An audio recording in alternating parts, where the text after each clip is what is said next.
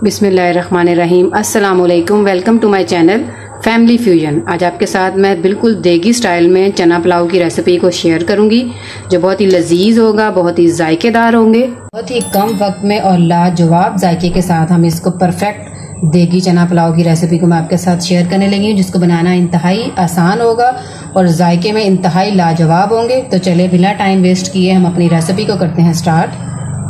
बिस्मिल्लाहिर्रहमानिर्रहीम। परफेक्ट देगी पुलाव बनाने के लिए सबसे पहले हम एक पैन में एक प्याली के करीब 4 टेबल स्पून के करीब होगा ये, मैं सरसों का तेल इस्तेमाल कर रही हूँ। आप कोई सा भी कुकिंग ऑयल इस्तेमाल कर सकते हैं और इसको अच्छा सा हम गर्म होने देंगे। पहले ऑयल हमारा अच्छे से गर्म हो चुका है तो इसमें एक बड़े साइज का मैंने प्याज लिया, इसको मैंने चॉप कर लिया। इसको हम ऑयल के अंदर डाल देंगे हम, और इसको अच्छा सा गोल्डन ब्राउन इसका डार्क कलर करना है। जिस तरह का आप चावलों में कलर चाहते हैं उस तरह ही प्याज आपको कलर लाना होगा, तो हमारे चावलों का कलर भी बिल्कुल वैसा ही आएगा। इसको अच्छा सा हम गोल्डन इसका कलर ले आते हैं। इसके ऊपर प्याजों का कलर देखें अच्छा सा इसमें गोल्डन सा कलर आ चुका है। तो अब इसमें कुछ खड़े मसाले डाले, जिसमें तेज़पात, 1 कद मैंने बड़ी इलायची ली है, और ये दालचीनी के टुकड़े हैं छोटे से, और बादियान की पत्तियां हैं थोड़ी सी, मैंने काली मिर्चें ली हैं, और 1 चम्मच मैंने ज़ीरा साबुत लिया है, सफ़ेद वाला ज़ीरा। और इनको अच्छा सा खुशबू आने तक इनको भी ऑयल के अंदर ही फ्राई कर लेंगे हम।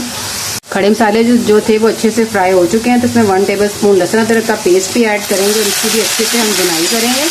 लहसुन अदरक अच्छे से फ्राई हो चुका है तो अब इसमें मैंने 1 टेबल स्पून इमली और 4 आलू बुखारे लिए हैं और इसको डालेंगे। इसको देगी फ्लेवर भी हमने देना है ताकि बिल्कुल देगी जैसा फ्लेवर आए। इसको अच्छा सा करेंगे ताकि ये भी अच्छे से ऑयल में अपना जो इमली और आलू बुखारे का फ्लेवर है वो भी अच्छा से इसके अंदर आ जाए।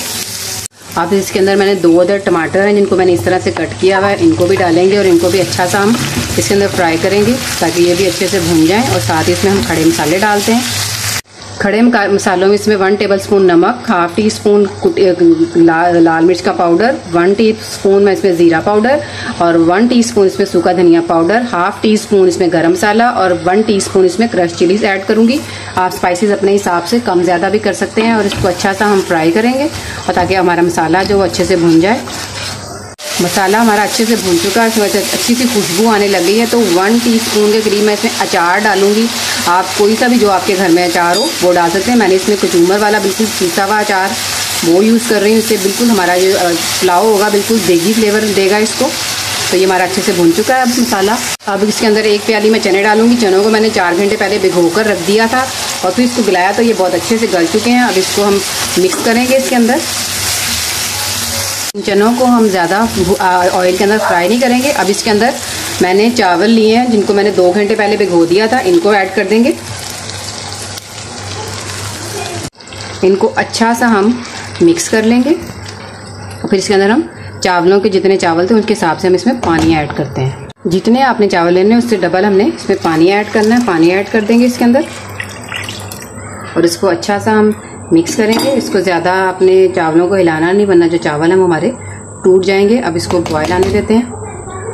आप देख सकते हैं कि पानी के अंदर बॉयल आ चुका है। तो अब इसका हम मुकम्मल तौर पे जो इसका पानी है वो इसको ड्राई कर लेंगे। इसमें बार बार चम्मच नहीं चलाएंगे वरना चावल टूट जाएंगे। चावलों का पानी ड्राई होने वाला है तो इसमें खुशबू के लिए 3 अदद हरी मिर्चें मैंने साबुत इसी तरह ऐड कर दी हैं। इसकी बहुत अच्छी इसकी खुशबू आ जाएगी। अब चावलों का जो मजीद इसके अंदर पानी है इसको ड्राई कर लेंगे। चावलों का पानी मुकम्मल तौर पर ड्राई हो चुका है। इसको दम देने से पहले मैंने साबुत ज़ीरा लिया है, सफ़ेद ज़ीरा। इसको हाथों पर मसल कर इस तरह से हम इसके ऊपर डालेंगे खुशबू के लिए, और इसको हम 20 मिनट के लिए लो फ्लेम पर इसको हम दम पे रख देते हैं और 20 मिनट के बाद दम खोलेंगे। चावलों को दम पे रखे हुए 20 मिनट हो चुके हैं। तो आप देख सकते हैं कि चावल कितने खिले खिले और कितने अच्छे और बिल्कुल गले भी नहीं है, और कितने अच्छे ये देखें चावल बिल्कुल हमारे लंबे और खले टूटे भी नहीं है। तो अब इसको हम डिश आउट करते हैं। चना पुलाव बनके बिल्कुल हमारा रेडी हो चुका है। तो उम्मीद करती हूँ कि आपको आज की मेरी रेसिपी अच्छी लगी होगी। तो इंशाल्लाह ताला मिलते हैं नेक्स्ट वीडियो में। Thank you.